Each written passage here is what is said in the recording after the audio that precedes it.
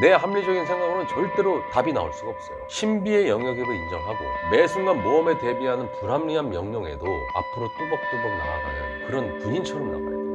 네, 안녕하세요. 창필지입니다. 오늘 말씀드릴 주제는 내가 사업을 해도 되는 사람인가? 자가진단법 얼마 전에 했는데 일종의 투입니다. 창업적성, 내가 있는 건가? 그런 사람이 또 있습니다. 거기에 관련된 얘기를 좀 해보려고 합니다. 적성이라는 말이 있어요. 적성이라는 말을 그 한자말로 풀게 되면은 맞을 적, 성격성, 자기한테 맞는 거를 적성이라고 합니다. 근데 창업시장에서의 적성에는 제가 한자말을 조금 바꿔서 얘기를 합니다. 쌓을 적자, 누적되다, 퇴적물 할 때 적자 있잖아요. 쌓을 적자의 성격성, 이렇게 전 얘기를 해요. 뭔가 여태까지 쌓아온 걸 하는 거. 사회학적인 용어보다는 생물학적으로 얘기를 좀 하고 싶은 거예요. 예를 들어서 자전거 탄 지가 내가 한 20년 됐어요. 근데 내가 자전거를 탔던 기억도, 페달을 밟았던 기억도 없는 사람이 20년 만에 자전거를 타본다면 어떻게 될까요? 몸이 기억해서 다시 타게 되는 경우, 이런 것들이 있잖아요. 뭔가 쌓여온 게 있기 때문에 시간이 지났어도 몸이 기억을 하니까 할 수가 있는 거예요. 근데 가끔 적성이라는 말을 또 생각을 하면은 쌓여있는 게 내가 어렸을 때 쌓은 것도 있지만 다른 세계에 있으신 분들은 또 이렇게 얘기를 합니다. 전생에 했던 일, 전생에 쌓았던 거를 현생에서 다시 하는 거, 요거를 또 적성이라고 얘기하시는 분들이 있어요. 근데 우리는 그런 전생론을 갖다 붙이지 않아도 유전자적으로 또 이런 게 또 연결되기도 하잖아요. 지속적으로 이 아버지 할아버지들 이렇게 연결이 됩니다. 그래서 아빠 엄마가 공부를 잘하면 자식은 당연히 공부를 잘할 가능성이 많죠. 그게 유전자적으로 이어졌으니까. 공부를 못한 부모가 있는데 아들이 공부를 잘하려면 아마 유전자가 없는 애보다는 최소 10배는 노력을 해야 될 겁니다. 뭐 예를 들면 아빠 엄마 할머니 할아버지가 운동신경이 좋았어. 그러면 자식도 당연히 운동신경이 좋을 수밖에 없어요. 가령 마이클 조던의 할아버지는 점프력의 소질이 있고 승부욕이 강했어도 근데 그 환경에서는 농구라는 종목 자체가 없었을 거 아니에요. 그리고 그 운동을 하는 사람한테 그런 거액을 주지도 않았죠. 근데 손주 때 와서는 재능은 똑같이 가지고 있는데 NBA에서 막 뛰고 하니까 이게 딱 통해서 이렇게 접점이 이루어지는 경우들도 있고, 씨름 천하장사 강호동이 있어. 강호동 때는 씨름이 최고였잖아요. 우리나라가 이만기 강호동 하면 막 인기 스포츠에다 돈도 많이 벌어가지고 그걸 했는데 정작 강호동 아들한테는 씨름 안 시키잖아요. 골프 시키잖아요. 그럴 수 있는 거 아니에요? 적성을 돈 버는 쪽으로 좀 돌린 거죠. 힘을 쓰는 데 있어서. 근데 지금으로는 돈 버는 능력이 최고긴 하지만 그 능력을 가지고 조선시대에 있었거나 중세 유럽 뭐 이럴 때 태어났다면 어땠을까요? 이윤만 밝히는 쌍놈 소리 들을 거고 베니스의 상인에서 나오는 고리대금업자 샤일록 이런 소리를 들었을 겁니다. 과거에는 게임이 적성이어도 전혀 돈벌이랑 멀었기 때문에 그냥 건달 소리 들었죠. 근데 이제는 게임 자체로 돈을 버는 프로게이머가 아니더라도 로봇과 인공지능 시대에는 그런 것들을 잘 조종하는 이른바 게임 지능이 높은 사람들이 대접받는 시대가 될 겁니다. 아마도 지금 게임 업계의 가장 핫한 유저들을 보유한 이 게임 강국 대한민국이 아마도 최고의 로봇 드론 원격 조종사를 많이 배출하는 나라가 될지도 모르죠. 그런 것처럼 이 적성이라는 게 한 사람의 인생을 좌지우지합니다. 제가 볼 때 우리는 일을 통해서 뭔가를 성취해내기도 하지만 하고 싶은 거를 하기 위해서 일을 하기도 하죠. 거의 대부분이죠. 내가 하고 싶은 걸 하려면 돈이 필요하고 뭐 하니까 어쨌든 일을 하는 거잖아요. 누군가는 평소에 열심히 일해가지고 주말에 캠핑장 가가지고 캠핑하는 게 낙일 수도 있는 거고, 그럼 이분은 캠핑하기 위해서 일을 하는 거고, 또 누군가는 열심히 일해가지고 여행을 다니고 명상도 하고 어디 여행 가서 경험도 쌓고 이런 것들을 미덕으로 삼고 사는 사람도 있죠. 또 누군가는 그냥 이 노동 자체에 대한 성취를 가지고 또 하시는 분들이 계세요. 평생 그래서 그 일을 하는 것 자체가 본인한테는 보람일 수도 있는 거죠. 또 누군가는 열심히 일해서 번 돈을 가지고 종잣돈 삼아가지고 그거를 또 어떤 자산을 사가지고 그 자산을 이렇게 읽어서 키워내는, 또 이런 키우는 재미로 사는 사람들도 있잖아요. 뭐가 옳다고 할 수는 없어요. 문제는 다 적성대로 일을 하고 산다는 겁니다. 그 행복 유전자, 그렇게 쌓이고 쌓여서 생겨먹은 그 적성, 그게 유전자일 수도 있고, 그렇게 사는 게 나에게 익숙하고 익숙해서 남들보다 더 잘 알기 때문에 내 자존감도 높아지는 일, 그렇게 쌓인 행복 유전자. 달리기가 적성인 사람은 회사에서는 찬밥 신세여도 그 달리기 모임에서만큼은 최고의 멘토로 대접받죠. 바이크가 적성인 사람, 배드민턴이 적성인 사람, 테니스가 적성인 사람, 평상시에는 돈 버는 조직에서는 두각을 못 나타나다 보니까 나부터도 가기 싫단 말이에요. 근데 그 바이크 모임, 배드민턴 모임, 테니스 모임은 누구보다 빨리 그곳으로 가고 싶어 하죠. 그게 행복 유전자가 발동되는 방식입니다. 그런데 여기서부터 이제 창업적설 얘기하는 건데, 일과 취미가 합쳐진 부류들이 있어요. 일과 취미, 일을 잘하고 사업을 잘하는 사람을 얘기하는 게 아니에요. 모든 일과 사업은 부침이 있잖아요. 올라갈 때 있으면 내려갈 때 있는 거죠. 잘할 때도 있지만 안 될 때도 있어요. 자, 이렇게 생각해 보자고요. 바이킹과 롤러코스터가 있는 롯데월드에는 이런 말이 써 있습니다. 모험과 신비가 가득한 나라, 모두가 꿈꾸는 그곳. 요 문구가 써져 있어요. 여기서 얘기하는 모험은 모자가 무릅쓸 모예요. 험자는 위험할 험자예요. 모험 뭡니까 그러면? 위험을 무릅쓰다라는 거 아니에요? 그럼 신비는 뭘까요? 신비. 이건 말 자체로 다 인간의 영역이 아니에요. 신의 영역이야. 그 신 할 때 신자고 비자는 비밀할 때 비자예요. 숨겨진 영역이라는 거예요. 신들만 알고 있는 숨겨진 영역.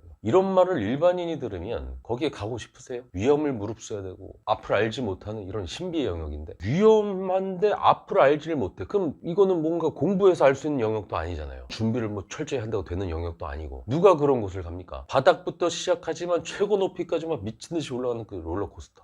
공중제이 막 돌고 막. 밑에 배가 진짜 살살 가려울 정도로다가 살 떨리는 높이에서 떨어지는 바이킹. 인생이 이렇다면 어떨 것 같으세요? 근데 그런 거를 적성으로 가지고 사는 사람이 있단 말입니다. 제 얘기는 일과 취미가 하나로 된 사람, 그렇게 쌓여진 사람, 전혀 검증되지 않고 위험을 무릅써야 되고 인간의 노력으로 되지 않아서 운이 좋길 바라면서 하는 그런 모든 사업가의 일, 그게 습관처럼 바이킹 탈 때 간질간질 배를 부여잡고 그럼에도 불구하고 설레어서 위로 올라가는 쾌락과 아래로 떨어지는 공포를 즐기는 사람들, 미친놈들이죠. 또라이입니다. 근데 그런 사람들이 있고 그 사람들은 나름대로 굉장히 행복감을 느끼고 살아요. 물론 잘 안 될 때는 힘들어합니다. 하지만 불평도 못해요. 왜? 그 미친 짓을 결정한 건 본인 자신이니까. 그런데 그걸 또 한번 밟고서 이겨내게 되면 완전 다른 사람으로다가 퀀텀 점프를 해버립니다. 마치 옛날 그 드래곤볼에 나오는 사이어인들처럼 그냥 거기서 행복하게 살면 되는데 꼭 지구 최강과 싸워서 이겨야 되고 지구 최강을 평정하면 꼭 우주 최강까지 쫓아가서 싸워서 이겨야 되고 그렇게 도전과 시련 속에서 한번 죽다 살아나면 다른 사람이 돼버리는. 그래서 제가 맨날 초보 창업자들한테 그런 미친놈들이 많은 곳에 가지 말라는 겁니다. 그 미친놈들은 판이 커질수록 많아지고 상권이 넓을수록 많아지고 먹을 게 많은 곳일수록 기하급수적으로 그곳으로 모여요. 그러면 창업을 해야 되는데 창업 장사 적성이 아닌 사람들은 어떻게 해야 될까요? 결국에는 그 일과 취미가 같은 그 미친 사람들을 벤치마킹해야 됩니다. 그들의 말 같지도 않은 말을 듣고 합리적이지도 않고 전혀 과학적이지 않지만 둔하게 끈기 있게 운과 노력의 접점이 올 때까지 무한 루프를 돌려야 돼요. 모험, 위험을 무릅쓰는 것을 두려워하지 말아야 되고요. 언제든지 나락으로 처박힐 수 있다는 것을 스스로 인정해야 됩니다. 그러면 그럴 때를 대비한다면 그들보다는 조금 낮게 올라가고 떨어질 때를 대비해서 좀 두꺼운 옷도 입고 대비를 해야죠. 신비의 영역이라고 그랬잖아요. 내가 아무리 합리적으로다가 계획하고 사업 계획서를 쓴다든지 이걸로 통합니까? 신비의 영역인데 그 영역이 내 합리적인 생각으로는 절대로 답이 나올 수가 없어요. 신비의 영역임을 인정하고 매 순간 모험에 대비하는 불합리한 명령에도 앞으로 뚜벅뚜벅 나아가는 그런 군인처럼 나가야 돼요. 그걸 하다 보면 아마 잠이 안 올 겁니다. 걱정과 번민의 불면증이 아니라 그 모험에 빠져들어서 내일은 뭐 할까? 이때 이런 아이디어 어떨까? 갑자기 막 자다 말고 막 메모하는 사람들 있잖아요. 메모하고 막 꿈에서 막 이랬어. 근데 이거 되게 좋은 것 같아. 대박인 것 같아. 근데 그 아침에 메모를 보면 내가 이거를 그때 왜 이렇게 좋게 생각했지? 전혀 현실성 없는 아이디어였는데 난 지금 비몽사몽간 이걸 뭐가 중요하다고 이거 깨가지고 이걸 써놨던 거야. 그 생각에 즐거웠다고 생각만 남기고 또 메모를 버리기도 하고 나중에 뭔가 잘해서 잘 나온 결과물 내도 이젠 그 결과물 때문에 행복한 게 아니라 모험을 찾아 헤매려는 그런 마음 때문에 또 즐거워지는 그런 영역에 들어가게 됩니다. 그 사람들을 계속 벤치마킹 하게 되면. 사업가들은 대충 이렇게 비슷한 식으로 살아가요. 부의 크기는 중요하지 않습니다. 이런 루틴과 적성으로 일과 취미를 같이 가지고 사는 사람들 얼마나 좋습니까? 그 사람들 굳이 적성을 발휘하기 위해서 주말까지 기다리거나 퇴근할 때까지 기다리는 게 아니라 그냥 아침부터 밤까지 일하러 나가거나 집으로 오더라도 주말이 오더라도 그냥 좋아하는 거 계속하고 사니까 이게 또 일하는 물리적인 시간 자체가 일반 직장인과 다르게 돼서 시간이 지나면 그 내공의 차이는 기하급수적으로 차이가 나게 돼요. 과거에 장애를 가지고 있는 아이를 보유한 장애인 부모님이 나와가지고 얘기를 한 적이 있단 말이에요. 자기는 너무너무 행복한 시간을 보내고 있대요. 그래서 하나님한테 너무 감사하다고 맨날 기도를 한다는 거예요. 이게 뭔 얘기냐면 남들은 좋은 일, 착한 일, 하나님이 실천하려고 하는 일을 맨날 주말에 가거나 일 끝나고 가서 일부러 봉사활동 찾아다니면서 저기 멀리까지 봉사활동하러 가야 되는데 나는 바로 집 안에 내 자식이 아침부터 밤까지 어딜 가지도 않아. 그냥 이 아이를 바로 앞에 있으니까 어디 가지도 않고 그냥 계속 사랑해주면 돼. 얘한테 계속 잘해주면 돼. 그러면 하느님 뜻에 따라서 하루 종일 살 수 있는 그런 여건이다 나는.